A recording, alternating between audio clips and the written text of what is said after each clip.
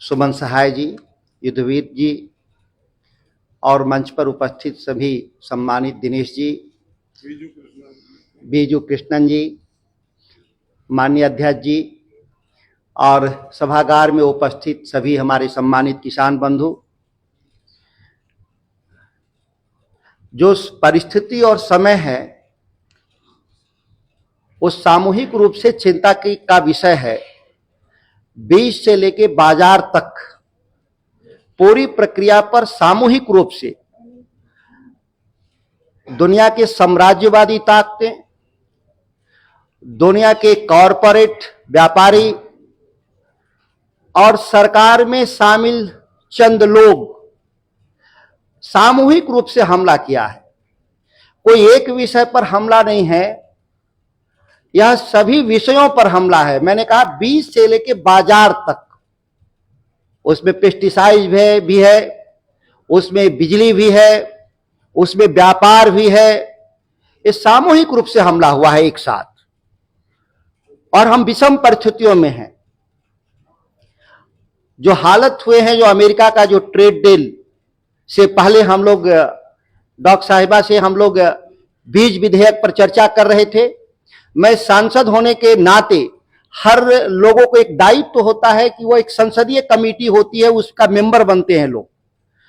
तो मैं कृषि से संबंधित कमेटी का सदस्य भी हूं, इसीलिए कृषि से संबंधित जितने सवाल हैं वो हमारे संज्ञान में रहते हैं।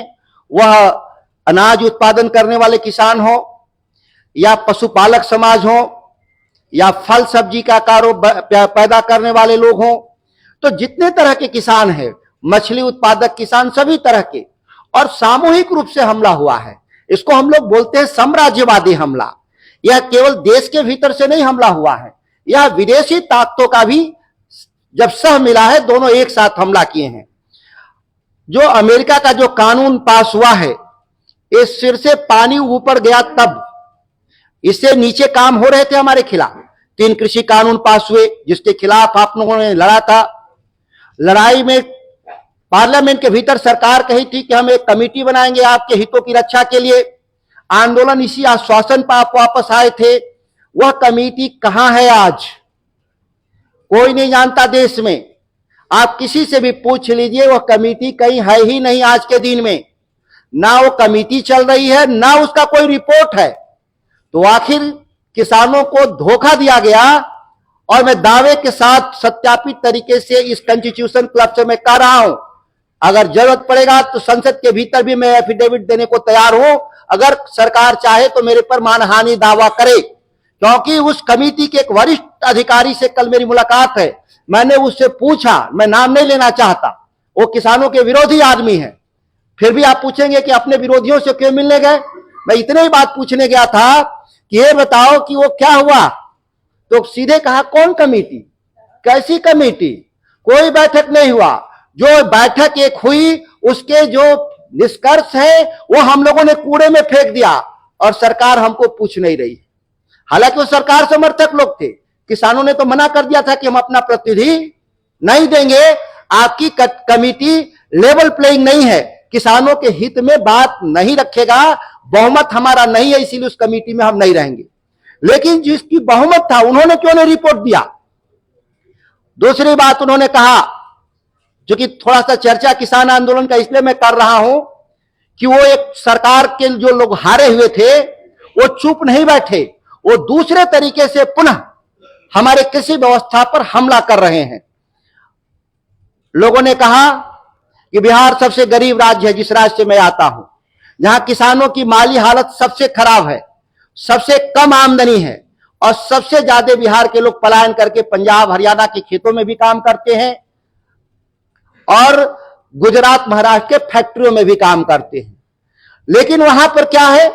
वहां पे मंडी कानून नहीं है, वहां पर मिनिमम सपोर्ट प्राइस एमएसपी नहीं है। तो क्या कहा था लोगों ने जब कानून लाए थे मोदी जी, कि जब मंडियां हट जाएंगी और न्यूनतम समर्थन मूल्य की गारंटी हट जाएगा तो किसान अमीर हो जाएगा। यही कहा था ना उन्होंने। तो बिहार में 20 साल पहले मंडी कानून खत्म है और बिहार में न्यूनतम समर्थन मूल्य कभी नहीं मिला। तो सबसे अमीर आदमी कहां का होना चाहिए था? बिहार का होना चाहिए था। खुद सरकार कह रही है कि सबसे गरीब आदमी वही का है। 20 साल पहले जब कानून था बिहार में, मंडी कानून, न्यूनतम समर्थन मूल्य, तो उस दिन जो किसान की आमदनी थी उससे ऊपर नहीं गया किसान, उससे नीचे चला गया। ये बात बिहार का इसलिए कह रहा हूं कि यह बात जब देश भर में कानून खत्म होंगे तो यही हालत देश के किसानों का भी होगा। लेकिन आपको साधुवाद, धन्यवाद दिल्ली और आसपास के किसानों को, भारतीय किसान यूनियन और संयुक्त मोर्चा को, कि एक ऐसे सरकार से आपने मुकाबला किया जो कहते थे कि हम अपराजय हैं, हम कभी पराजित नहीं हुए, लेकिन आपने उनको पराजित किया और देश के किसानों के सम्मान को बचाया। इसके लिए मेरे तरफ से, बिहार की तरफ से बहुत धन्यवाद है। मैं इस कानून पर आना चाहता हूं जो अभी अमेरिका कानून, उसको कानून ही कहते हैं, याद करिएगा। समझौता हम करते हैं लेकिन अमेरिका में वह कानून होता है, क्योंकि वो पार्लियामेंट उसको पास करता है। भारत में समझौता करते हैं, हम कानून नहीं बनाते, विदेशी ताकतों। उसमें 2 बात लिखी है जो बहुत जानना जरूरी है। जब समझौता हुआ 1 तारीख की रात को खबर आया अमेरिका का राष्ट्रपति का कि हमने भारत से समझौता कर लिया। 1 तारीख की रात में राष्ट्रपति वहां का कहता है कि हमने व्यापार और कृषि, लिखा है कृषि भी, समझौता कर लिया। इस देश में कोई नहीं जानता था। जब दिन में सुबह जगे लोग तो लोगों ने पूछा कौन समझौता? इस समझौते की मांग क्या भारत के लोगों ने किया था? इस समझौते की मांग भारत की संसद ने किया था? किसने किया था मांग? मान लीजिए आप बीमार आदमी हैं, बुखार आपको हो गया, तो डॉक्टर के पास चले गए कि थोड़ा बुखार है, थोड़ा दवाई दे दीजिए डॉक्टर साहब। तो क्या डॉक्टर साहब को अधिकार है कि आपको कैंसर का इलाज शुरू कर दे? जब हमको बुखार है तो बुखार का इलाज होगा, लेकिन ये कह रहे कैंसर का इलाज होगा आपका। इस सरकार में बैठे हुए जो डॉक्टर हैं, जो किसानों के डॉक्टर बने हुए हैं, उनकी मैं बात कर रहा हूं। फिर 1 दिन बाद मोदी जी ने कहा हां, समझौता का मैं स्वागत करता हूं। देश ने पूछा समझौता का मसौदा किधर है? देश ने पूछा कि मसौदा पेपर कहां है जिस पे समझौता हुआ? तो विदेश मंत्री कहां थे? एस जयशंकर अमेरिका में बैठे हुए थे, जो समझौता वार्ता चला रहे थे। लोगों ने पूछा तो कहा कि देश का वाणिज्य मंत्री बताएगा, पीयूष गोयल साहब। गोयल साहब भारत में थे। और जब पीयूष गोयल के पास लोगों ने गया तो कहा विदेश मंत्री बताएंगे, और दोनों अभी नहीं बताया। तब तक देश के कृषि मंत्री शिवराज सिंह चौहान कहे हम किसानों के हित का रक्षा करने में सफल हो गए। तो कौन सरकार में कौन बात क्या कह रहा है, यह आज तक किसी को भी मालूम अगर है तो हाथ उठाइए। अगर किसी को जानकारी है तो हाथ उठाइएगा, क्योंकि हम लोग आपसे बुलवाएंगे। हो सकता हम ही लोग न जानते हो, लेकिन कहीं अखबार, कहीं टीवी में, और इसमें बहुत लिखा है। पहले ही बिंदु में समझौता पत्र आपने देखा है, जब दिखाएगा कोई तब ना। यह है समझौता। इसमें क्या लिखा है? संयुक्त राज्य अमेरिका भारत का संयुक्त वक्तव्य। मतलब यह वक्तव्य कहां तैयार हुआ? अमेरिका में तैयार हुआ। अगर भारत में तैयार होता तो लिखा होता भारत संयुक्त राज्य अमेरिका वक्तव्य होता, न कि अमेरिका भारत संयुक्त वक्तव्य होता। यह वक्तव्य कहां तैयार? देखने में तो हिंदी में लग रहा है, लोगों को लगता होगा कि यह भारत में तैयार हुआ है। नहीं, यह अमेरिका में तैयार हुआ। और इसमें क्या लिखा है? 1 पन्ने का है अभी। इसके अलावा देश में किसी नागरिक के पास कोई मीडिया के लोग भी आए हैं, कोई बता दे कि हमारे पास कोई कागज है, केवल 1 पन्ने का। क्या लिखा है इसमें? पहले लाइन में लिखा है अमेरिका खाद्य एवं कृषि उत्पादों की एक विस्तृत श्रृंखला पर भारत में 0% पर, माने बिना टैक्स का सामान अपना भारत में बेचेगा। ये कहीं नहीं लिखा है कि केवल तेल लाएगा, कहीं नहीं लिखा है कि पशु आहार आएगा, लिखा है विस्तृत श्रृंखला। और इसमें एक शब्द लिखा है अन्य उत्पाद। जो गलती से इसमें छूट गया है, वह सभी उत्पाद अमेरिका से भारत में आएंगे बिना किस पर? टैक्स का। पहले हम कितना टैक्स लेते थे? 37%। और WTO का जो समझौता जिसके खिलाफ सभी आपने लड़ा था स्वर्गीय महंत टिकैत जी के नेतृत्व में, तो तय हुआ था कि भारत कोई भी विदेशी फसल, विदेशी अनाज अपनी जरूरत के हिसाब से मंगाएगा। हमको जरूरत था, यह भी याद रखना है। दादा बैठे हैं, 66 का सूखा देखा होगा। जिस 66 के सूखे में इस देश में खाने बिना लोग मर रहे थे, और देश के प्रधानमंत्री लाल बहादुर शास्त्री गए थे अमेरिका कि हमको खाने के लिए अनाज दो, और उस समय भी अमेरिका के पास अनाज था। फिर भी उन्होंने क्या दिया हमको? PL 480 गेहूं, जो जानवरों के लिए खाने के लिए होता था, इंसान के लिए खाने के लिए नहीं होता था। वह अनाज भारत में आया, लोग उसको बदबू देता था, लोग खाना नहीं चाहते थे। लेकिन भूख छिपाने के लिए जब सरकार से कहा कि आपके पास कोई विकल्प नहीं, तो लाल बहादुर शास्त्री ने कहा था उस समय, हम एक वक्त नहीं खाएंगे, लेकिन हम अमेरिका के सामने हाथ नहीं फैलाएंगे। इस बात को याद रखिएगा, ये साधारण बात नहीं। जब अपने देश के नागरिकों को कोई कहा कि भूखे रहेंगे लेकिन हम अमेरिका के सामने हाथ नहीं फैलाएंगे, कोई साधारण बात नहीं था। उन्होंने कहा था जय जवान जय किसान का नारा दिया था, यह बात भी हम भूले नहीं। और देश को केवल भूखमरी से ही मुक्त नहीं किया हम लोगों ने, हमने देश में इतना अनाज पैदा किया कि आज दुनिया के करोड़ों लोग को भी हम भोजन देने में सक्षम है। यह कौन कहता है? ये भारत सरकार पार्लियामेंट में कहा। जब देश की सरकार कह रही है कि हमारे अनाज के गोदाम भरे पड़े हुए हैं और हमारे अनाज सड़ रहे हैं, तो किस आधार पर हम अमेरिका से 0% टैक्स पर अनाज लाने की बात कर रहे हैं? यह हमारे लिए चुनौती है। कौन अनाज आएगा, यह भी ध्यान देना है, जिसका हम विरोध 1990 से 92 के आसपास से जीन कैंपेन के माध्यम से, स्वर्गीय टिकैत साहब के आंदोलन के माध्यम से, GM क्रॉप के खिलाफ, बांझ बीज के खिलाफ, उसको हिंदी में बताना जरूरी है। उसको हम कहते हैं बांझ बीज। जो बीज से बीज नहीं पैदा होगा उसको हम बांझ बीज कहते हैं। क्या कोई ऐसा आदमी अपने जानवर को पालेगा जो बांझ होगी? क्या कोई किसान ऐसा होगा जो अपने खेत में उत्पादन करेगा जो बांझ होगा, जो अगला फसल नहीं दे सकता? या अगर ऐसा हुआ होता तो सृष्टि खत्म हो गई होती। आज देश में 150 करोड़ लोग के पेट भरने की जो लड़ाई है वह अमेरिका से हमारा भिन्न लड़ाई है। अमेरिका के 5% लोग खेती करते हैं, खेती नहीं करते, व्यवसाय करते हैं। इस बात को भी याद रखिएगा। हम खेती करते हैं आजीविका के लिए, हम खेती करते हैं रोजगार के लिए, हमारे पास कोई विकल्प नहीं। इस देश के 100 करोड़ किसान, कोई सरकार कहे कि नहीं खेती बंद कर दीजिए, तो हम पूछेंगे सरकार से, हुजूर हमको कौन काम मिलेगा इस देश में? जब सरकार के पास जो उद्योग में गए थे, जो काम करने के लिए मेरे घरों से निकले हुए लोग, भारत सरकार का RBI का डेटा है, रिजर्व बैंक का, कोविड के काल में 8 करोड़ लोग बेरोजगार होकर वापस खेती में आए थे। वो 8 करोड़ आज भी खेती में लगे हुए हैं।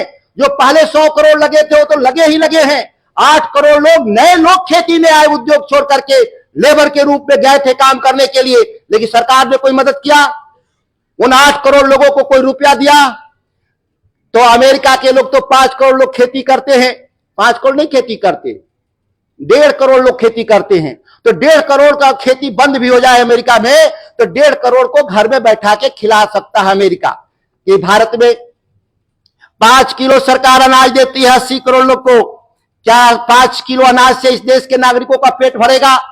ऊपर से ताना देते हैं देश के कारोबारी, देश की सरकारें ताना देती हैं कि मुफ्त में 5 किलो अनाज देते हैं। जिन सरकारों से 5 किलो अनाज नहीं व्यवस्था होगा, क्या उन देश में, हमारे देश में 100 करोड़ किसानों को मुफ्त में भोजन, कपड़ा और आवास दे सकते हैं? कभी ऐसा नहीं होगा। जो कहने वाले लोग हैं वो ताना देंगे और आपको कुछ नहीं देंगे। अमेरिका खेती बचा जाएगा। इसलिए मैंने कहा कि 92 में भी जो जीन कैंपेन हुआ था तो कहा गया था कि भारत के भीतर हम बांझ बीज की खेती नहीं करेंगे, और बांझ बीज से पैदा उत्पादन जो हमारे शरीर के भीतर बदलाव करता है DNA, हम वैसे किसी भी फसल को भारत में आने की अनुमति नहीं देंगे। और यह कानून बना 2001 में, और आज लिखा है बिंदु 6 में, इसी पन्ना में 6 में लिखा है, क्या लिखा है कि गैर टैरिफ बाधाओं को भी दूर करेंगे। याद करिए केवल टैक्स ही नहीं घटाएंगे, जो चीज प्रतिबंधित है भारत के भीतर उसको भी कानून बदलेंगे। इसमें ये लिखा हुआ है जीएम सीड को रोकना भी इसी लड़ाई का हिस्सा है, नहीं तो ये अब नहीं रुकने वाला है जब तक कानून में संशोधन नहीं होगा। हम अमेरिका से कोई भी चीज, वो सोया हो, मक्का हो, डेयरी हो, ये कोई चीज हम नहीं ला सकते। दूध के भी किसान होंगे यहां पर, यह भी जानिए। अमेरिका का दूध और भारत के दूध में अंतर है। भारत का दूध, हमारी गायें शाकाहारी होती हैं, अमेरिका के भीतर दूध मांसाहारी होती है। क्यों? कि वहां की गाय मांसाहारी होती है। वहां जो गाय का जो बूचर खाने में जाती है, उनका मांस लोग खाते हैं, उसका चर्बी और हड्डी का चूरा पुनः उस गाय को खिला दी जाती है, जिससे उसका दूध का उत्पादन बढ़े। क्या इस यहां बैठा हुआ कोई व्यक्ति जो गाय मांसाहारी है, उसके दूध को इस्तेमाल भारत में हम करेंगे? या केवल हमारी धार्मिक आस्थाओं का भी सवाल है, केवल मेरे कारोबारी आस्थाओं का सवाल नहीं है। क्या हम मंदिर में हम मांसाहारी दूध लेकर जा सकते हैं? हम मंदिर में भोग लगाने के लिए हम कोई मांसाहारी दूध ले जा सकते हैं? तो ये कानून बदलने होंगे भारत के भीतर। यह एक पन्ने का जो टुकड़ा है, इसमें ये दो बात महत्वपूर्ण है, बाकी उद्योगपतियों के लिए है। टाटा बिरला की भी लड़ाई है, वो लड़ना चाहे तो लड़े और नहीं लड़ना चाहे तो वो जाने, उनका काम जाने। लेकिन हम किसानों की लड़ाई हम लड़ेंगे। हम भारत से जितना सामान भेजते थे उस पर हमको 30,000 करोड़ रुपया टैक्स देना पड़ता था। भारत से हम सामान जो अमेरिका को भेजते थे उस पर हमको 30,000 करोड़ टैक्स देना पड़ता था। अब कितना देना पड़ेगा? 1,30,000 करोड़। हम भारत से सामान जो अमेरिका में भेजते हैं 1,00,000 करोड़ रुपया और टैक्स देना पड़ेगा। पहले ही हमारा सामान अमेरिका में नहीं बिकता था, उस पर से 1,00,000 करोड़ रुपया और हमारा लग जाएगा। कौन खरीदेगा हमारा सामान? कोई नहीं खरीदेगा। जो जा रहा था वो भी बंद हो जाएगा। और अमेरिका से जब भारत में सामान आता था तो उस पर हमको आमदनी कितना मिलता था? 50,000 करोड़। तो हमने कह दिया जीरो, अब हमको पैसा नहीं लेना है।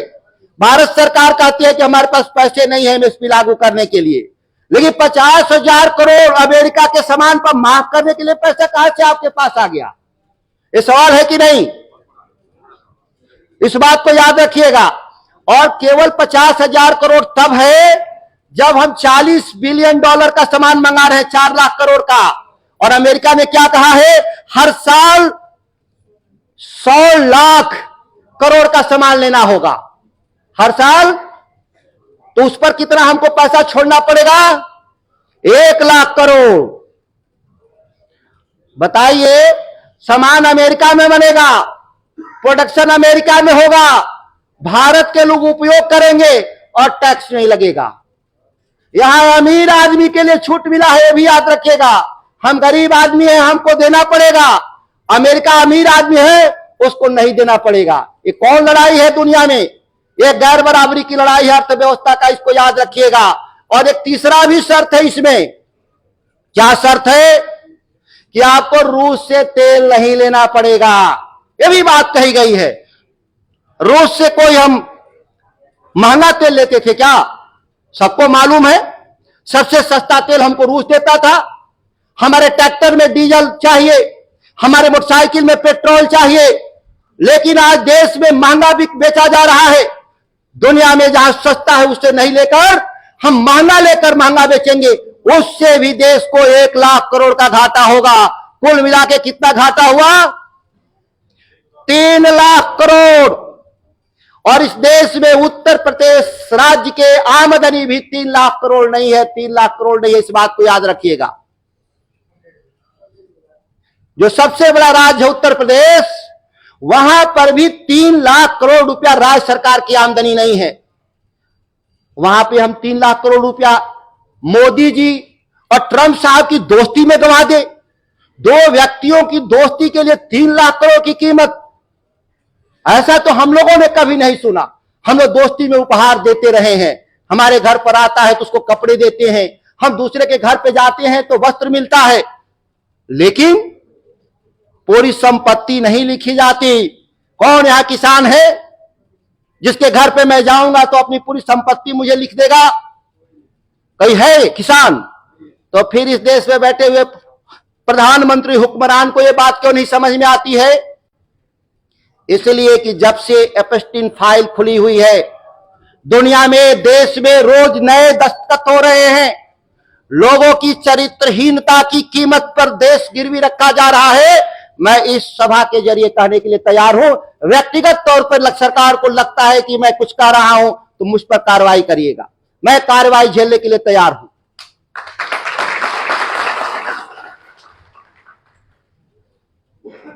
बीटी कॉटन आया था इस देश में। यहां कॉटन के लोग नहीं है कपास के, लेकिन दो लाइन इसलिए बोलना चाहते हैं, जो कहते हैं कि बांझ बीज भारत में आना चाहिए, इससे किसानों का भला होगा। तो थोड़ा सा हम कपास वाले किसान का चर्चा कर देंगे तो हमसे आप जल्दी समझ जाएंगे। जब बीटी कॉटन आया था, देश में कहा गया था कि उत्पादन बढ़ेगा, बीज आएगा विदेश से तो उत्पादन बढ़ेगा और खरपतवार नाशक उसमें नहीं होगा, मतलब घास फूस नहीं होगा, उसके लिए दवाई छींटने की जरूरत नहीं है और आमदनी बढ़ेगा। तीन बात मैं बताना चाहता हूं, आप हमसे बेहतर जानते हैं। बीटी कॉटन का आज उत्पादन देसी कॉटन के उत्पादन से भी घट गया। ये जानकारी इसलिए आपको नहीं है कि आप खेती नहीं करते, लेकिन हम संसद में, इसलिए मुझे जानकारी है। इसीलिए भारत सरकार ने 1000 करोड़ रुपया दिया है बीज का नया वेराइटी डेवलप करने के लिए। लेकिन नया वेराइटी कैसे होगा ये किसी को नहीं मालूम, क्योंकि बीटी ने कह दिया, मोनसेटो ने कह दिया कि हम कोई आपको नया टेक्नोलॉजी नहीं देंगे, आप अपनी मर्जी से। देसी बीज खत्म हो गया तो अब भगवान जाने कि कैसे बीज बनेगा यहां देश में। आगे बढ़ते हैं, इसमें उत्पादन घट गया तो आमदनी घट गया। दूसरा, पेस्टिसाइड्स का इस्तेमाल ज्यादा हुआ है कपास की खेती में। पंजाब से कैंसर स्पेशल ट्रेनें चलती हैं कि नहीं चलती हैं? उस दोआबा के इलाके में जहां कॉटन बेल्ट है, वहां आज ज्यादा रासायनिक खाद और दवाई का इस्तेमाल से वह भी एक झूठा बात निकल गया। और तीसरी बात, लोग कहे थे कि आमदनी बढ़ेगा, तो देश के कौन किसान आत्महत्या करते हैं किस इलाके में? पश्चिमी उत्तर प्रदेश में नहीं, उसी दोआबा में, आंध्र प्रदेश के कॉटन बेल्ट में और महाराष्ट्र के विदर्भ के इलाके में कॉटन बेल्ट में लोग आत्महत्या करते हैं। जहां बीटी कॉटन है, जहां विदेशी बीज की खेती होती है, वही सबसे ज्यादा गरीबी भी है और सबसे ज्यादा आत्महत्या उस इलाके में हो रही है। हमारा धान गेहूं की खेती करने वाला, गन्ना वाला बेचारा भी बचा है, जिसको गुलाम बनाने के लिए लोग लगे हुए हैं। एक बात मैं कहना चाहता हूं कि अमेरिका से डील से घाटा है या फायदा, पहले के भी उदाहरण से समझाना आना चाहिए। आसियान देश, एक समझौता हुआ था, भारत ने किया था। विदेश से हमेशा हर 2 साल, 10 साल, 8 साल पे एक समझौता होता है। उस समझौते में कहा गया था कि भारत के किसान संपन्न हो जाएंगे और देश का उद्योग बढ़ेगा। लेकिन हुआ क्या? आसियान के समझौते के बाद भारत और आसियान के बीच व्यापार घाटा 500 गुना, 500% बढ़ गया। 5 गुना घाटा बढ़ गया। जो हम पहले, हमारा 100 रुपए का अंतर था, अब वो 500 रुपए का अंतर हो गया। मतलब व्यापार से मेरा व्यापार नहीं बढ़ा, विदेश का व्यापार बढ़ गया और हमारा व्यापार घट गया, उसमें है लिखा हुआ। और किसान का क्या हुआ? उस समझौते के जरिए पाम ऑयल खाते ना, रिफाइन, वो अब आता है विदेश से। और यहां का सरसों उत्पादन करने वाले, अलसी उत्पादन करने वाले, जितने तरह के तेल की फसलें हैं वो देश में बर्बाद हो गई और 70% अब विदेश से तेल आता है तो हम खाते हैं। और वो तेल कैसा तेल है? अच्छा तेल है। वो तेल के खाने से रोग पैदा होता है और गांव-गांव में डायबिटीज के रोगी मिलेंगे, कैंसर पेशेंट मिलेंगे, किडनी पेशेंट मिलेंगे। पहले ऐसा कभी होता था? 40 साल पहले याद करिए।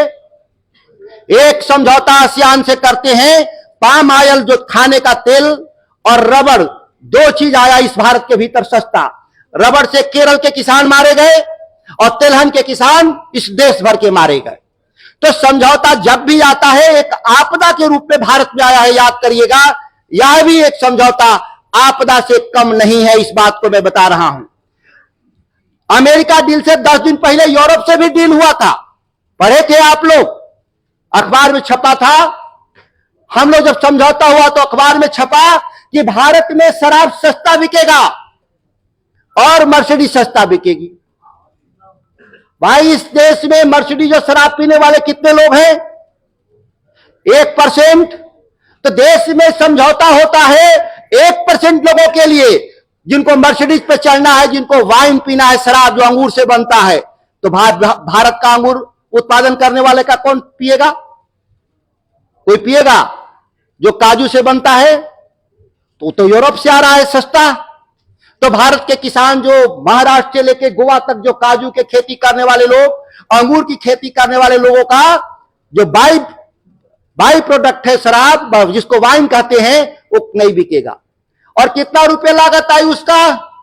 80,000 करोड़ रुपए मर्सिडीज पे चढ़ने वालों के लिए, शराब पीने वालों के लिए भारत की सरकार माफ कर देती है। लेकिन जब किसान कहता है कि हमारा अनाज ले लो उचित मूल्य पर, तो सरकार कहती है हमारे पास पैसे नहीं। इसीलिए मैंने कहा कि ये पिछले 1 महीने के भीतर ऐसी घटनाएं इस देश के भीतर हो रही हैं जहां विदेशी साम्राज्यवादी ताकतें भारत की कृषि व्यवस्था पे जो नजर गड़ाई हुई थी, जो बचा हुआ था। और इतना ही नहीं, बीज विधेयक आ रहा है, बीज विधेयक। डॉक्टर साहिबा, ये बीज विधेयक 2004 में तैयार हुआ, लोगों के दबाव में बीज विधेयक वापस हुआ। वापस हमने कहा 2025 में बीज विधेयक लाते क्यों नहीं है आप? तो मुझे उम्मीद था कि किसानों के पक्ष में बीज बिल आएगा। बीज बिल क्या होना चाहिए था पक्ष में? मैडम ने बहुत विस्तार से बताया कि बीज से बीज पैदा करने वाला हमको चाहिए बीज, हमको वो बीज नहीं चाहिए जो बांझ बीज है। इसके लिए कोई टेक्नोलॉजी आप लाइएगा, ये बांझ बीज वाला टेक्नोलॉजी देश में नहीं चलेगा, यह कानून चाहिए।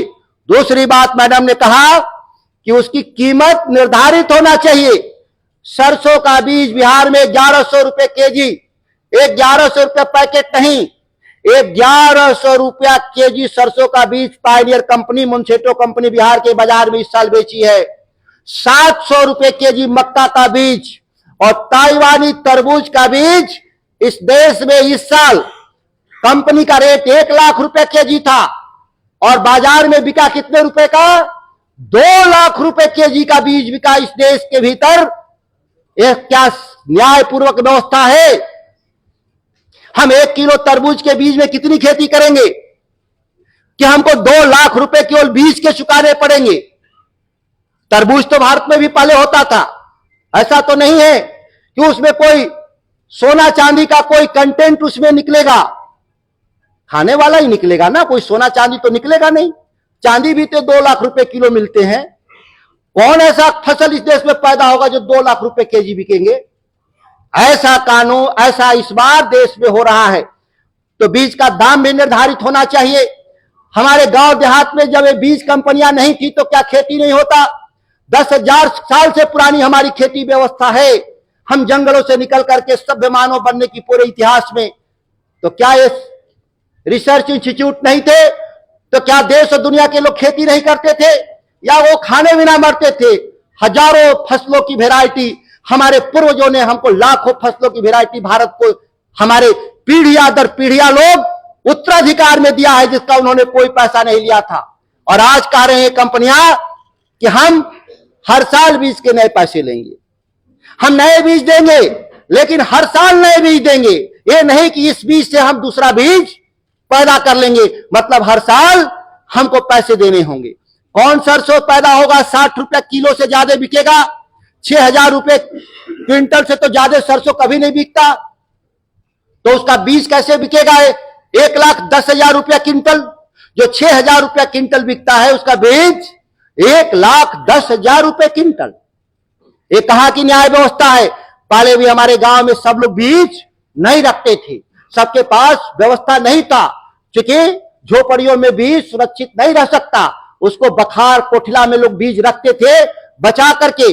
तो गांव का जो किसान होता था, लोग जाके अनाज से बीज बदलते थे। यही बात है।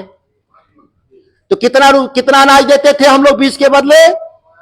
सवाई या डेढ़ा, गेहूं चावल में सवाई देते थे और बाकी बीज में कितना देते थे? डेढ़ा। तो भाई हमारा जब अनाज बिकेगा 6,000 रुपया क्विंटल, तो बीज बिकना चाहिए 9,000 रुपया क्विंटल। थोड़ा और मेहनत किए होंगे। अब किसान नहीं पैदा करता, वैज्ञानिक पैदा करता है, तो 6,000 रुपया और जोड़ लो, 15,000 रुपये क्विंटल कर लो, 150 रुपये केजी कर लो भाई, 60 रुपये वाला नहीं। आपको मुनाफा भी चाहिए, पूंजी का मुनाफा, तो उसको आप 200 रुपया केजी कर लो। लेकिन 200 रुपया केजी भी नहीं, 1100 रुपया केजी देंगे। ये कौन न्याय है?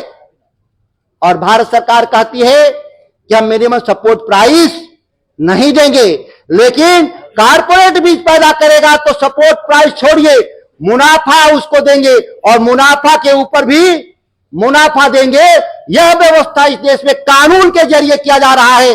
जिस पार्लियामेंट से, जिस संसदीय व्यवस्था से लोगों को न्याय की उम्मीद थी, आज हमारे लिए फांसी के फंदे के तौर पर इस्तेमाल करने का प्रयास कर रहे हैं। यही नया भारत है और यही मोदी की सरकार है, और दूसरा कोई नया भारत नहीं है। जो बार बार कहते हैं कि नया भारत है, ये नया भारत अमेरिकी साम्राज्यवाद के लिए है, यह नया भारत देश के कारपोरेट के लिए है, और हमारे लिए, किसानों के लिए, कामगारों के लिए, मजदूरों के लिए देश आज फांसी के फंदा से कम नहीं है। इस तरह का कानून ये बनाना चाहते हैं। और भी कई महत्वपूर्ण बात है, क्योंकि ये 5 बजे तक कार्यक्रम चलेगा, और कई हमारे वरिष्ठ जो वैज्ञानिक आए हैं उनका भी बात को सुनना जरूरी है, खासतौर से पेस्टिसाइड्स पर और बिजली पर भी। और फिर इसके बाद हम लोग, समय बचेगा तो फिर मैं अंतिम में कुछ बात हम और विस्तार से रखने का काम करेंगे। कई सांसद भी आने वाले हैं, इसीलिए मैं अपना वक्तव्य इन्हीं चंद शब्दों के साथ, इस निदान पर चर्चा होगा 4 से 5 के बीच में, हम लोग उसी पर बात करेंगे। अखलाक साहब जी, आप बिहार सरकार में